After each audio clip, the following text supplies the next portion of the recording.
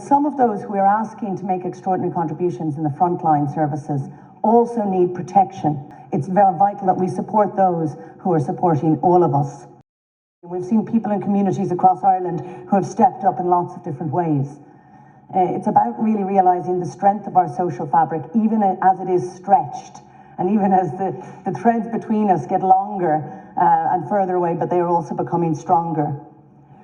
There have been new ways people have found to support each other, to show care, and to show the intergenerational solidarity that has been spoken about today, that we've seen in those young people who make loving choices to protect and support older citizens, will, I hope, be echoed in choices we might make in the very near future to protect the children who are most at risk from environmental threat. Care is precious and can keep people alive and well, and I hope that after this we become better at recognising and rewarding all those who do care work in all its forms, and the invisible work often, which has become clear in its essential nature, the carers, cleaners and postal staff. And I want to highlight, Minister, another important group, the factory workers in medical technology companies making life-saving equipment like ventilators, who are now working at full capacity and who need support. Minister, I've written to you and asked that we engage in a positive, proactive partnership with companies like Medtronic. We should be looking at 24 hours a day on ventilator production, because it's needed not simply for our hospitals, but for others around the world. It's one of the ways Ireland can show practical global leadership in this crisis.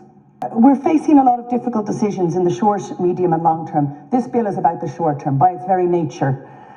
And I do welcome the sunset clause, but we also need to be realistic that when we get to the other side of this difficult and dark time, it probably won't be business as usual.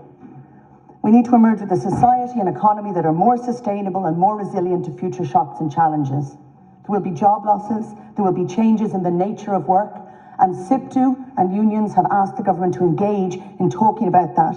We see that the European Central Bank has released 750 billion to help tackle the coronavirus and its aftermath. It's vital that that goes first to our public services, to strengthening our public services, that it is proofed in terms of climate, that if we support businesses and sectors, they are also on our side when it comes to the next crisis, that of climate change.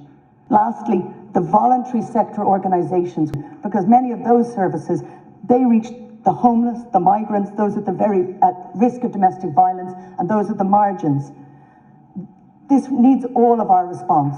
We have to work and support together, but the legislation must work for everyone in society, because everyone in society is part of the solution.